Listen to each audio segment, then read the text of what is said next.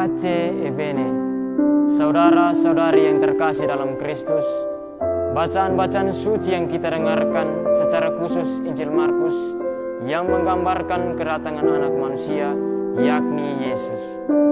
Sesudah mengalami siksaan yang berat, matahari akan menjadi gelap, bulan tidak bercahaya, dan bintang-bintang berjatuhan dari langit. Kuasa-kuasa langit juga akan goncang. Pada waktu itu, orang akan melihat anak manusia datang dengan kekuasaan dan kemuliaannya. Ia akan mengumpulkan orang-orang pilihannya dari segala ujung bumi. Tanda-tanda alam semesta yang terguncang mengingatkan kita bahwa segala sesuatu yang kita lihat dan nikmati saat ini bersifat sementara. Semua kemegahan dunia ini, tidak peduli seberapa megahnya, pada akhirnya akan berlalu. Hal ini menjadi panggilan bagi kita untuk tidak menaruh pengharapan pada dunia ini, melainkan bersiap menyambut kedatangan Kristus yang pasti. Sebagai orang yang percaya, kita dipanggil untuk membaca tanda-tanda zaman dengan hikmat, bukan untuk meramalkan masa depan, tetapi untuk menyadari bahwa dunia ini tidak akan selamanya.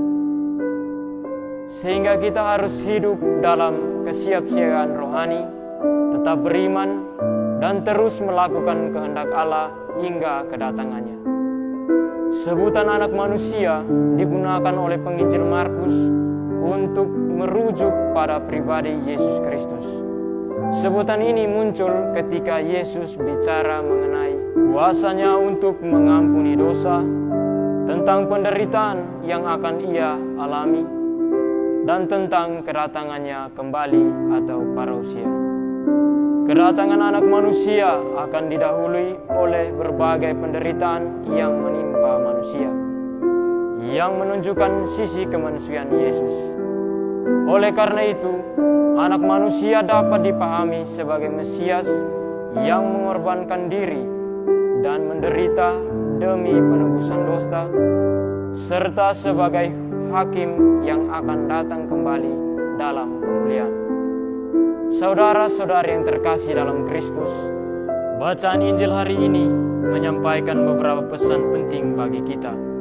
Pertama, kehidupan ini tidak abadi. Yesus menggambarkan peristiwa alam yang menggemparkan sebagai tanda bahwa dunia ini dengan segala kemegahannya akan berakhir. Di tengah kemajuan teknologi dan pencapaian dunia saat ini, kita sering terjebak dalam mencari zona nyaman dan kepuasan dari hal-hal duniawi. Namun, penginjil mengingatkan bahwa semua yang tampak stabil, termasuk kemajuan ilmiah dan materialisme, bersifat sementara. Kedua, kita dipanggil untuk meningkatkan kesiapsiagaan rohani, hidup dalam iman, dan terus melakukan kehendak Allah. Ketiga, kita diajak untuk menghadapi situasi krisis dengan pengharapan kepada Allah, percaya bahwa di tengah penderitaan, janji Allah tetap teguh.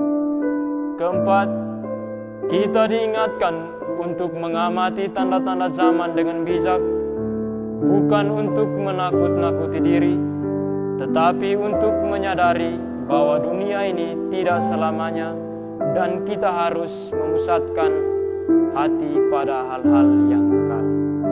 Saudara-saudari yang terkasih dalam Kristus, hidup di dunia ini memang penuh tantangan, tetapi kita memiliki harapan yang pasti di dalam Kristus. Sabda Tuhan mengajarkan kita untuk hidup dengan kesiapsiagaan, pengharapan, dan fokus pada hal-hal kekal. Mari kita terus menjaga iman yang teguh, siap menyambut kedatangannya, dan memuliakan Tuhan dalam setiap langkah hidup kita. Semoga Tuhan menuntun kita semua untuk menjalani hidup sehari-hari dengan hikmat, kasih, dan pengharapan yang berasal darinya. Amin.